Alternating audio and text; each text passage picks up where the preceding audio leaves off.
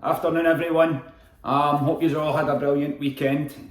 So I'm just going to do a quick short video just about some of the stuff that we've been seeing in the news the last couple of days with regards to the problems we've had with asylum seekers and how it's just confirmation, or it's just giving confirmation and credibility to what I've said in my videos with regards to the sabotage that we are currently seeing going on at the moment.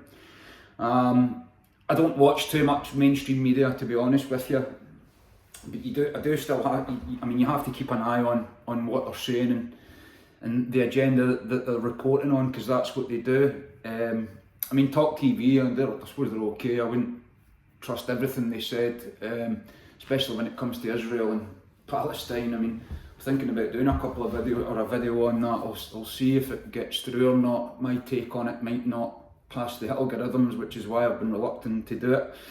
But anyway, so first I want to talk about this guy, this is Abdul Azidi, you call him, who was granted asylum even though the authorities knew he was a convicted sex offender. Now, should we even be considering convicted sex offenders regardless of what country they come from? And it's got nothing to do with the colour of their skin, it's about what's in their heart. Now, I've always said I've got absolutely no problem with anyone coming here for a better life, as long as they've got goodness in their heart and they're willing to do the right thing. Anyone is welcome. But as I've said in a previous video, that when you've seen what I've seen when I've been doing the job that I've been doing, it's obvious that the people that are already here are not being taken care of, and that's not just British people. There's many other nationalities of people that will be finding things difficult. There was a Ukrainian family in Nottingham that ended up going back. If you remember, that was in the news. But here's this guy Abdul Azidi, and he's been granted asylum, and it's getting talked quite a lot about just now how exactly they do that, and it's obviously a lot of them convert to Christianity just for the purposes of getting into the country. But this guy Abdul Azidi, I think what they were saying is he's from Afghanistan, and it's going to be difficult to deport him, because it's Afghanistan, because it is run by the Taliban essentially. We had troops there for years. What was the point in that? What was the point in having our armies there? And the American army as well, to root out the Taliban and make it a more democratic country, if we can't send sex offenders back there. So they're saying that once he's been granted asylum as a sex offender, and then what he does is he starts throwing acid on someone and their child as well, I think it was. I'm not sure, don't quote me on that, I think it might have been. But if you've seen the latest pictures of him, he's obviously caught his cell with that. So, maybe he's got mental health problems, but that just again further asks the question, why is this man being granted asylum in this country? First and foremost, with regards to his record in sex offences. So it does beg the question of what the Home Office are actually doing here.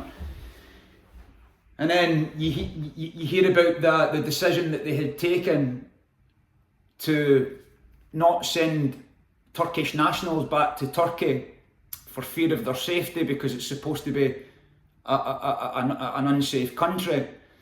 Now, the last I'd checked, I don't think Turkey's any more unsafe than here. I've not been there, but surely that's not regarded as war-torn. We do business with them, we go on holiday there, things like that, so it can't be that bad. My mother was there just at the tail end of last year. So I'm not sure why we cannot send these people back to Turkey. Now, that sounds to me like it's a decision taken by an individual, not necessarily policy. So I think it's only fair that this individual is invited onto a camera to explain why she has taken that decision to deem Turkey an unsafe country. Thus, we have to let them stay here. And I need to reiterate this. I have got no problem with anyone coming here, especially from war-torn countries that's been war-torn because of British foreign policy. That's fine.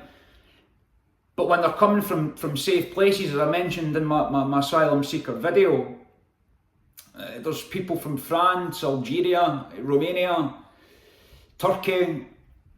These are not war-torn countries. So you're coming here as an economic tourist. That's that, because it's like you. I mean, they look at it, right. So we've got a cost of living crisis. That's global. We've got serious problems. That's global. Things are becoming more expensive. There doesn't seem to be as many jobs around as there was even 6 months ago. I know it fluctuates, it changes. And then you've got people in countries that say, excuse me, so you can go to the UK, we can work, say 16 hours a week, we can get our rent paid, they pay for children, and I'll still get a standard allowance on top of that. And everything's going through the roof with regards to what we're having to pay for things, everything. And I've said before, of course people are going to try and make things easier on themselves. So that is why they're doing it. And they're using any types of excuses to get here. I mean, they're risking their lives to get here, and dinghies and all the rest of it. So that's why it has to be stopped, because it's all it's doing is filling up the country more, and it's creating that hatred. And this is why this Abdul Yazidi has been allowed as a sex offender first and foremost to remain here, and then he's out committing these crimes. And what does it do? It creates anger in people, and I'm not saying it shouldn't, because it does make you very angry to think, why was this man even allowed to be here?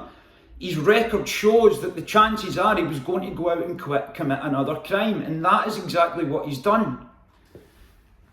And he has to be obviously held accountable for that. And I think he's waived his right away to remain in this country. And when it does come time, when he has served his sentence, he will have to be deported to Afghanistan, regardless of the safety of the country, because at the end of the day, he has been granted asylum, and in the country he's been granted asylum in, has proceeded to terrorise civilians of that country, or a civilian of that country.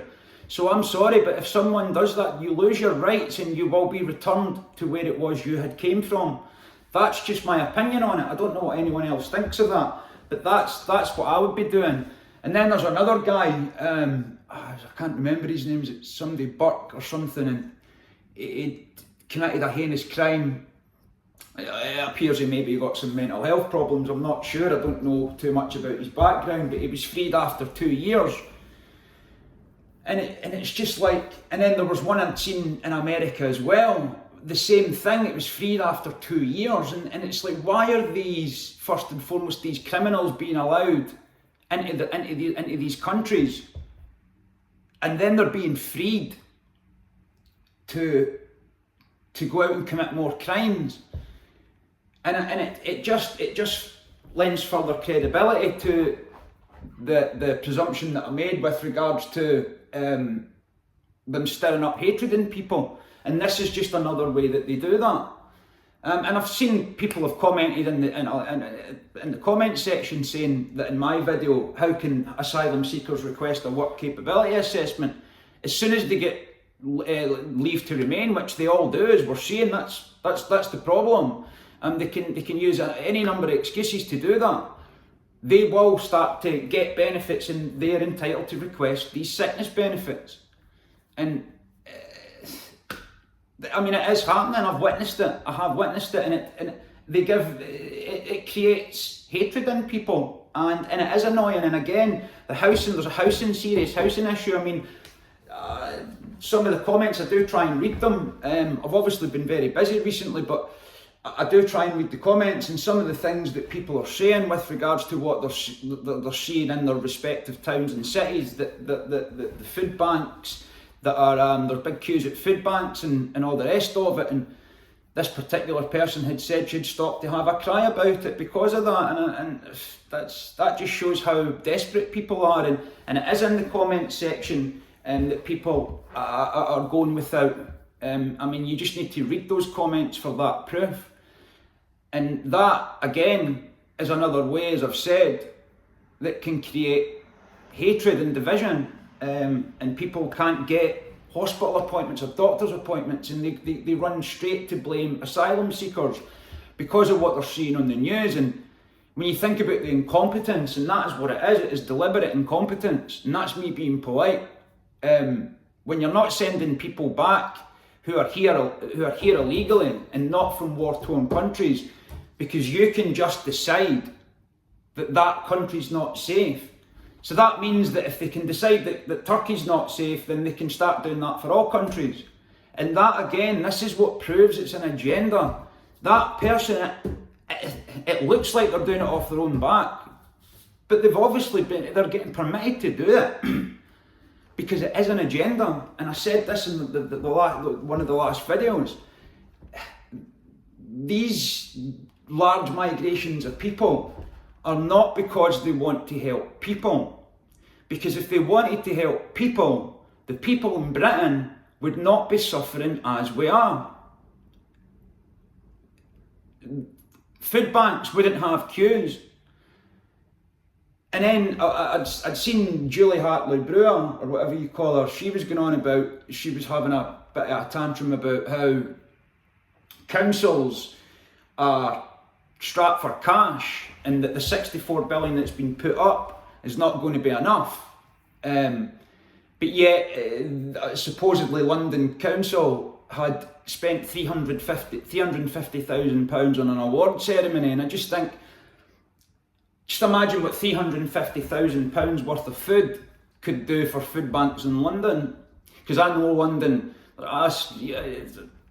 definitely there's areas worse than others, and London's definitely, there's a lot of people struggling in London, and it's one of the reasons is because of the local housing allowances. There's just not enough, and Birmingham's another place. So just imagine what these, if councils to say, right, so we're in a crisis here, people are going hungry, any award ceremonies are going to have to be scaled down or cancelled completely. It's not a time to be awarding people, because what are they getting awards for? Why are councils having award ceremonies? There's nothing, they've done nothing to obviously get the award, to deserve the award. People are going hungry and they can't turn to councils for help. And again, that's another thing that's in the comment section. More and more people are saying about when they call their council, they don't give them any help. But that's a lot down to, I mean, they are skint, but it's a lot down to people not wanting to help as well. There is people out there that don't want to help. I mean, as I proved that I was under the same constraints as everyone else at that job, but I still managed to help people more than everyone else, or most other people. Not everyone else, but most other people. Certainly the bad ones.